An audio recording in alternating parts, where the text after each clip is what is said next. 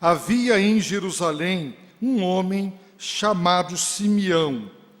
Ele era justo e temente a Deus, e esperava a consolação de Israel. E o Espírito Santo estava sobre ele.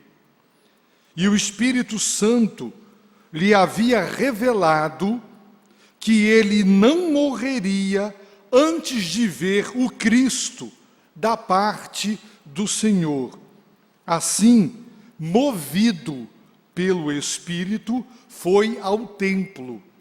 E quando os pais levaram o menino Jesus para fazer por ele conforme ordena a lei, Simeão o tomou nos braços e louvou a Deus, dizendo: Senhor, agora podes deixar ir em paz o teu servo, segundo a tua palavra, pois os meus olhos já viram a tua salvação, a qual preparaste diante de todos os povos, luz para revelação aos gentios e para a glória do teu povo Israel. E o pai e a mãe do menino se admiravam das coisas ditas sobre ele. Pai amado, abre o nosso coração.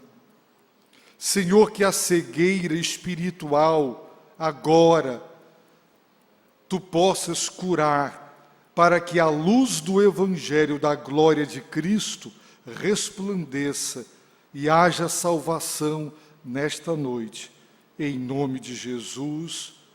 Amém.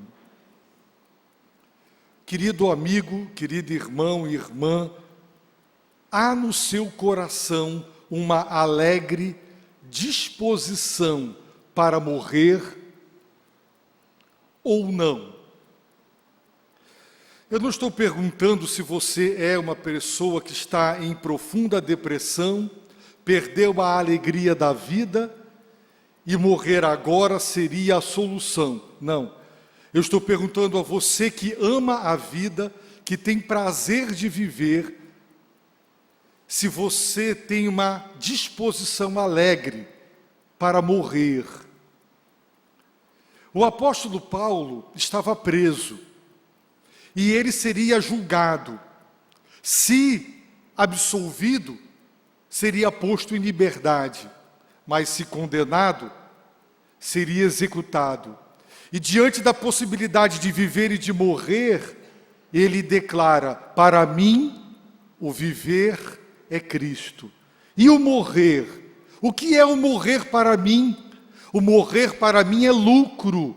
E nós que vivemos numa sociedade que vive do comércio, sabemos que lucro é o resultado positivo de uma venda. Você compra por 10, vende por 12, por 15, é lucro, é vantagem. Morrer é vantagem. Você considera morrer lucro, vantagem? Quem não gosta de um bom lucro numa realização comercial, numa venda? Quem não gosta? Todos queremos. Por isso estou perguntando, para você, morrer é lucro? Às vezes a fé do povo de Deus é tão fraca, é tão desnutrida da seiva que vem da videira, que quando uma doença grave nos acomete, exatamente como os que não têm esperança, desesperamos e queremos a cura a qualquer preço. E vamos a qualquer igreja, a qualquer reunião de oração, onde quer que ouçamos dizer que há alguém que Deus está usando para curar, nós vamos. Eu conheço a história verídica de uma pessoa doente, e a família fez questão que ela fosse a uma sessão de cura, porque supostamente aquele homem era um homem por intermédio de quem Deus fazia curas extraordinárias. E quando a pessoa lá chegou, ele revelou como Deus o usava para curar. E ele botou um balde vazio. E ele então explicou que, impondo a mão sobre aquela pessoa enferma, a doença dela passaria para ele e ele iria expelir a doença, escarrando. E quando terminou aquela sessão, havia 3 dedos de saliva, de cuspe dentro daquele balde, e a pessoa não ficou curada, e muitos desesperam e fazem o que for necessário, porque não há uma alegre disposição no nosso coração para morrer. Nós amamos os nossos filhos, nos preocupamos com eles, é claro, e Deus é maior do que nós e do que os nossos filhos. No entanto, e mesmo que a nossa vida esteja indo de vento em polpa, a pessoa que é salva, ela tem no coração uma alegre disposição para morrer. Eu fui a um comércio, a uma importadora no centro, e o empresário disse: eu sempre acendo 2 velas, uma para o diabo, uma para Deus. Quem me atender primeiro, eu agradeço. Bênção a qualquer preço, não importa a fonte. As pessoas querem se livrar dos seus problemas, a qualquer custo, a qualquer preço. Porque não conhecem a bênção de crer e a bênção da certeza eterna da salvação da nossa vida.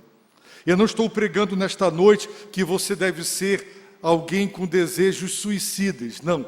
Eu estou dizendo que o crente, uma pessoa que tem Deus, ela tem no coração uma disposição alegre para morrer, e quando a carruagem divina se aproxima, ela se alegra em Deus. E nós temos um exemplo bíblico, Simeão. Simeão, ele disse a Deus: agora, e somente agora. Esta palavra em latim tornou-se o título de um hino muito cantado durante a Idade Média, um hino que começa com a palavra latina agora, porque esse agora, pronunciado por Simeão, significa: depois que os meus olhos viram a tua salvação, pode me deixar partir em paz. Morrer é partir em paz. Mas nós só estamos preparados para partir em paz quando os nossos olhos já viram a salvação de Deus. Você está preparado para morrer? Quem era Simeão?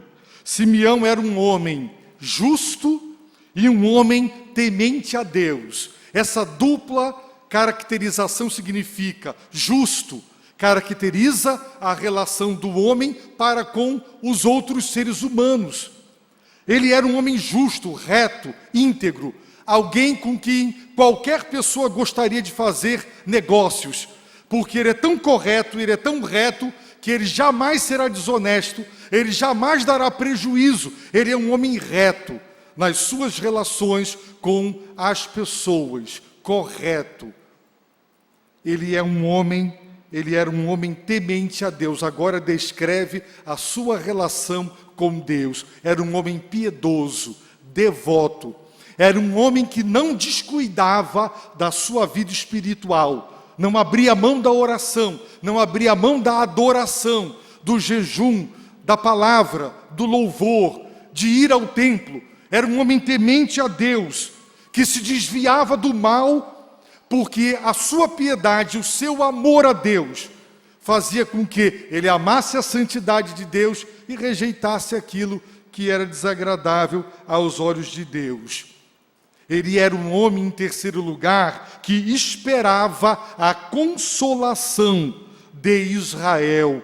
Havia entre os judeus uma expectativa de que o período que antecedesse a vinda do Messias seria um período de muita dor, de muita aflição. E quando o Messias, o Salvador, chegasse, ele traria grande consolação. E essa expectativa, meus irmãos, está profetizada por Jesus.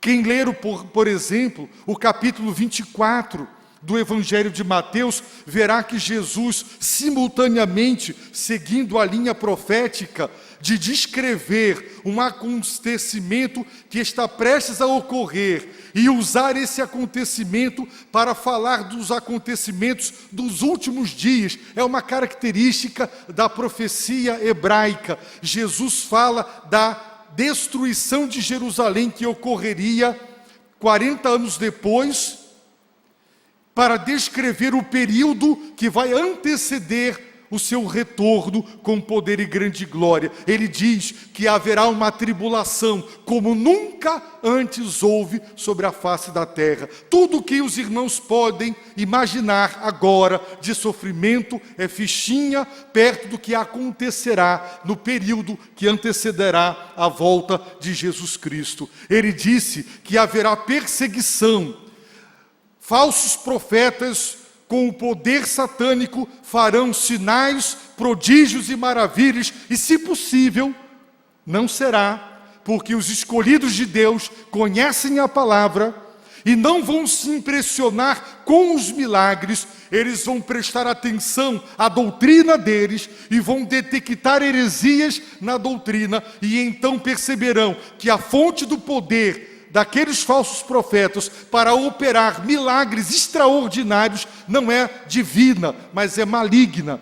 E o Senhor Jesus disse que por amor aos eleitos, aos seus escolhidos, Ele vai abreviar aqueles dias. Serão dias curtos. Ele não permitirá que seja um período longo, porque nem mesmo os escolhidos suportariam. Será um momento terrível que ainda virá sobre o mundo. O mundo vai de mal a pior. A perseguição, Jesus disse que a iniquidade, ela se multiplicará, o amor do povo de Deus se esfriará, e ele pergunta, quando o Filho do Homem voltar, porventura encontrará fé na terra? Simeão esperava a consolação de Israel. A vinda do Messias, do Salvador, traria consolo, mas naqueles períodos horríveis que a humanidade viverá, e que a grande tribulação pela qual os cristãos passarão, existe uma doutrina escatológica muito difundida no meio pentecostal, de que a igreja será arrebatada e ela não passará pela grande tribulação. Mas o texto bíblico não dá margem para isso. A igreja passará sim pela grande tribulação. E quando a trombeta ressoar, as trombetas ressoarem, e o Messias e o Senhor Jesus Cristo voltar, será uma grande consolação para o Israel de Deus, a igreja. E Simeão era um homem que esperava o cumprimento da promessa divina, de que ele enviaria o Salvador do mundo, e quando ele chegasse, ele traria grande conforto ao seu povo. Simeão era um homem, portanto, justo, era um homem temente a Deus, era um homem que cria na palavra, nas promessas e profecias, por isso ele esperava o cumprimento das mesmas e o resultado do cumprimento delas, o consolo, e ele era um homem, e o Espírito Santo estava sobre ele. Antes do Espírito Santo ter sido derramado no Pentecostes, ele era derramado sobre algumas pessoas para que elas fossem capacitadas a cumprirem determinadas tarefas. Mas Simeão era um homem sobre quem o Espírito Santo estava sobre. Ele era um homem ungido, ele era um homem cheio do Espírito Santo, porque ele era temente a Deus, porque ele era um homem justo, porque ele era um homem espiritual, porque era um homem que cria na palavra, que cria nas promessas e profecias do Senhor e aguardava ansiosamente o seu cumprimento. E sabe qual é a bênção de viver uma vida cheia do Espírito Santo? Duas são as bênçãos. A primeira, o Espírito Santo revela para nós os propósitos, os planos que Deus traçou para nós. Nenhum de nós precisa ser ignorante sobre aquilo que Deus tenciona para nós. Deus é soberano. Há um plano de Deus para cada criatura. Nascemos para cumprir um propósito de Deus. Se você se rebela, se você se insurge, se não se submete, você desconhecerá esses planos e perderá o privilégio de ver Deus concretizar na sua vida e por intermédio da sua vida, na vida de outras pessoas e do mundo, os seus planos e os seus propósitos. E a Bíblia diz, e o Espírito Santo lhe havia revelado. O que foi que o Espírito Santo revelou a Simeão? Que ele não morreria antes de ver o Cristo da parte do Senhor. Esse homem, normalmente, fala-se que Simeão era um homem idoso. A Bíblia não diz se ele era jovem, se ele era de meia idade ou se ele era idoso. Mas ele recebeu do Espírito Santo a seguinte revelação: você não morrerá antes de ver o Cristo, o Messias, o Salvador prometido. Você espera a consolação de Israel e você verá o Consolador. Você verá com seus próprios olhos o Cristo, o Salvador, da parte do Senhor, aquele que Jeová mandou. Em segundo lugar, é uma bênção ser cheio do Espírito Santo, porque o Espírito Santo nos guia, nos leva, nos move. Tudo que se mexe, por detrás tem uma força. Você está aí, você tem força dos músculos, que pelas calorias da alimentação, lhe dão combustível para você andar. Se você vê uma bola rolando alguém, alguma força, tudo que se move tem uma força. E Simeão foi um homem movido pelo Espírito, movido, dirigido. Simeão foi tomado de um desejo ardente, incontrolável, irresistível de ir ao templo. Talvez nem ele mesmo, naquele momento, percebesse que ele estava sendo movido pela força, pela influência do Espírito Santo. Depois ele entendeu. Mas ele era um homem guiado, levado, a quem o Espírito Santo direcionava, porque o Espírito de Deus estava sobre ele.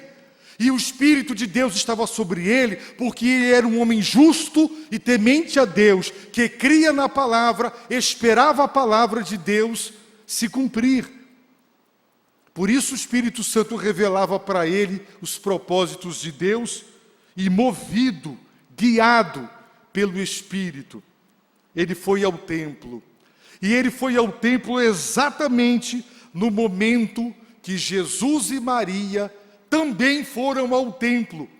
E eles se encontraram. Aquele encontro foi marcado, foi planejado por Deus.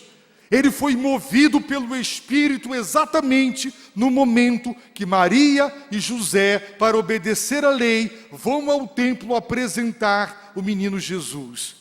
O encontro marcado, planejado por Deus. Meus irmãos, muitos diriam, que sorte, caramba, que coincidência.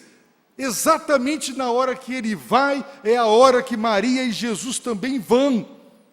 Não há coincidência. A palavra sorte pertence ao paganismo, azar. Não são conceitos e nem palavras cristãs. Elas vêm do paganismo, fatalidade, azar e sorte.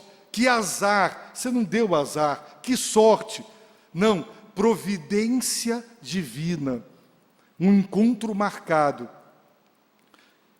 Quantos casais estavam vindo de toda a Palestina e de todos os lugares do mundo, os judeus espalhados Quantos casais não estavam entrando ali com um recém-nascido nos braços? Como foi que Simeão soube que aquele menino era o Cristo, o Salvador do mundo? Porque o Espírito Santo revelou que o menino Jesus era o Cristo. Sem a obra do Espírito Santo, revelando que Jesus de Nazaré é o Cristo, é o Salvador do mundo, ninguém reconhecerá. As pessoas dizem que Jesus foi um grande curador, um grande operador de milagres, um grande líder, moralista, operador de sinais e prodígios, mas para que alguém confesse que Jesus é o Cristo, o Salvador do mundo, e nele creia, é necessário que o Espírito Santo, que foi enviado para convencer o mundo do pecado, da justiça e do juízo, revele, abra os olhos dele, para que ele enxergue no menino Jesus o que? A salvação de Deus. O que foi que o Espírito Santo revelou para ele? Que ele não morreria antes de ver o Cristo. E quando ele vê o menino Jesus, ele o toma, ele tira dos braços de Maria, o toma em seus braços, e ele louvou a Deus, um hino de louvor, dizendo: Senhor, agora, a partir de agora, desse exato momento, podes deixar ir em paz o teu servo, segundo a tua palavra, que pelo Espírito Santo tu me revelaste. Sabe por quê? Porque os meus olhos já viram a tua salvação. Quem foi que ele viu? O menino Jesus. O Espírito Santo tinha dito: você verá o Cristo do Senhor, da parte do Senhor, diz o texto, a salvação, a tua salvação, a salvação divina de Jeová, do Deus Criador dos céus e da terra. Ele é o Salvador, a salvação de Deus é Jesus. Foi pelo Espírito Santo que ele foi capaz de identificar, reconhecer, adorar e louvar. E somente pelo Espírito Santo é que você realmente vai adorar a Deus e você vai reconhecer que Jesus é o Filho de Deus. A sua única esperança. Ele é a salvação de Deus para você. E Simeão diz: salvação a qual preparaste diante de todos os povos. Quem preparou essa salvação pela encarnação do Filho de Deus foi o Pai.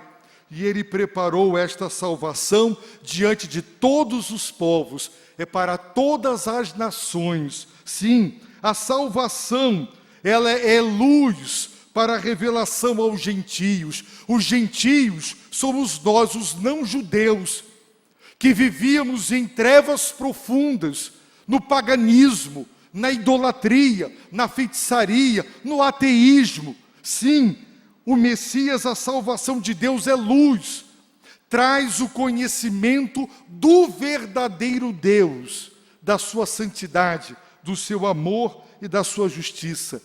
Essa salvação é glória para o teu povo Israel, porque Jesus foi judeu, ele foi nascido debaixo da lei, ele é descendente segundo a carne de Davi, pela instrumentalidade de José, que era descendente de Davi, e de Maria, que também era descendente de Davi. Sim, Jesus, glória para o teu povo Israel. E a Bíblia diz que o pai e a mãe do menino se admiravam das coisas ditas sobre ele. Sim, depois de ver o Cristo no menino Jesus, depois de ver a salvação divina, a salvação de Deus, preparada por Deus no menino Jesus, Simeão assim disse: podes deixar ir em paz o teu servo. Morrer para quem encontrou a salvação de Deus é ir em paz. Ir em paz. As pessoas que não têm Deus, elas partem em agonia, se agarrando a cada pingo, a cada milésimo de segundo de vida, não querem morrer, não se despedem em paz. Muitos morrem em pânico, agonizando porque não conseguem orar, dizendo: Pai, em tuas mãos eu me entrego, deixa eu ir em paz. Sim, você só pode ir em paz para Deus se o príncipe da paz habitar no seu coração. Se você for justificado pela fé, se Deus o absolver no seu juízo e perdoar os seus pecados, justificados, pois, pela fé, temos paz com Deus. Você só pode ir em paz, ou seja, morrer, se você realmente tiver um encontro com Jesus Cristo, enxergar nele o seu Senhor e o seu Salvador, nele crer, adorar e fazer como Simeão. Simeão tomou nos braços: abrace a Cristo, aceite Cristo na sua vida. E ele adorou, ele louvou, ele bendizeu. Por isso, esse momento agora é importante. É momento de culto para bendizer a Deus, porque os nossos olhos já contemplaram a salvação divina. Quem marca o encontro nosso com Deus é o Espírito Santo. Assim como Simeão jamais saberia que o Messias veio se o Espírito Santo não lhe tivesse revelado, assim como ele jamais teria ido ao templo se o Espírito Santo não o tivesse movido até lá, e assim como ele jamais reconheceria naquele bebê de dias o Salvador do mundo, se o Espírito Santo não lhe tivesse revelado que aquele menino era o Salvador, assim também hoje, se o Espírito Santo não mover o seu coração a buscar a Deus, se ele não marcar um encontro seu com Deus, que coincidência! Eu conheço uma pessoa que passou na porta de um templo como esse, as portas abertas, não era climatizado. Na hora, um hino sendo cantado, e a frase do hino era exatamente a frase que dizia tudo da vida daquele homem. E alguém diria: que sorte! Não, o Espírito Santo, ele foi ali pelo Espírito Santo. No entanto, eu conheço, quando eu fui operado do meu pé, eu fui atendido por um homem que era de candomblé e que servia as entidades, junto com outro colega, mas esse colega se converteu, e o chamou para ir ao batismo, e ele disse que não tinha permissão para entrar num lugar como esse, mas porque era seu amigo, de muitos anos ele foi, com endereço na mão, e ele passou por mais de 5 vezes na frente e não viu, não encontrou e foi embora. Tempos depois ele passou e disse: estava ali na minha cara. O que foi isso? Eu disse para ele: foi cegueira espiritual. Você passou na porta com o endereço na mão, você não enxergou, porque havia uma obra maligna na vida daquele homem. Paulo diz em 2 Coríntios 4:4 que o Deus desse século, Satanás, cega o entendimento dos incrédulos, para que eles não enxerguem a luz do Evangelho da glória de Cristo. Quem não tem Jesus está em trevas, está cego, está surdo, está morto espiritualmente e precisa encontrar o Salvador. Será que você pode hoje dizer: eu amo a vida, não quero morrer? Claro. Quem é emocionalmente estável, quem é uma pessoa equilibrada, não vai querer morrer, porque viver e morrer são decisões que pertencem ao soberano Senhor. E nós temos que amar a vida, porque ela é um dom de Deus. Mas nós devemos ter uma disposição alegre e dizer: Senhor, a hora que o Senhor quiser me chamar, despede em paz o teu servo. Deixe eu ir em paz. Morrer, deixar ir em paz. Isso é morrer para quem tem Jesus. Se os seus olhos já viram a salvação de Deus, o Cristo de Deus, o Salvador do mundo, então você pode orar assim. E no momento que você estiver para partir, você pode partir em paz.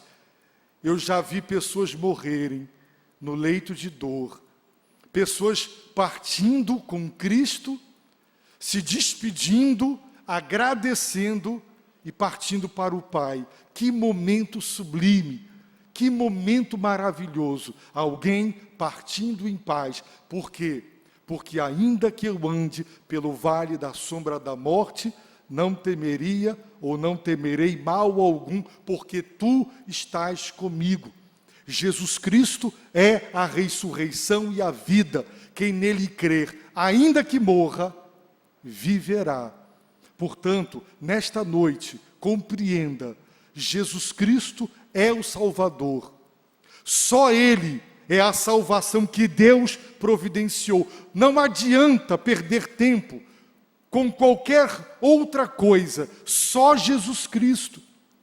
E você precisa da manifestação do Espírito Santo. Talvez você veio aqui hoje, movido, o seu coração desejou, houve um desejo, uma vontade irresistível, para você inexplicável, bateu a vontade, eu vou lá, e você veio. E agora você sabe, foi Deus quem te trouxe. Porque as pessoas dizem, eu procurei a Deus. Não, Deus inclinou o seu coração, aí você o procurou.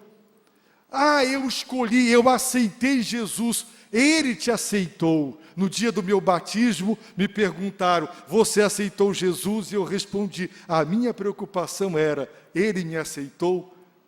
Porque, irmãos, se Ele não me aceitar, do que adianta eu querer aceitá-lo?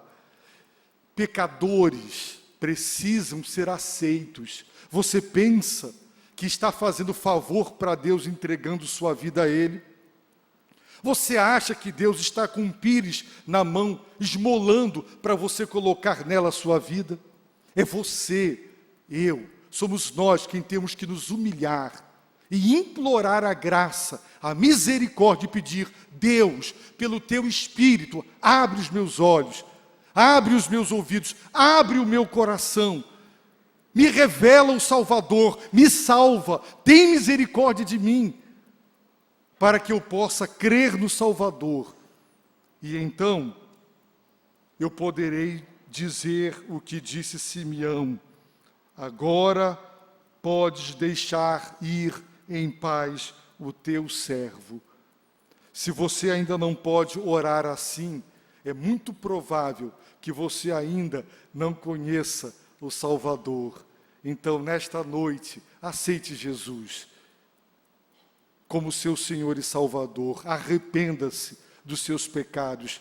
Se você tem vivido uma vida rebelde, se você tem vivido uma vida que não agrada a Deus, você quer, domingo você está aqui, mas outros dias você está fazendo o que Deus não quer, com pessoas que Deus não aprova, bebendo, se viciando, vivendo uma vida promíscua. Se você acha que pode ficar acendendo 2 velas, ninguém pode servir simultaneamente a 2 senhores. Ou você é de Deus, ou você não é.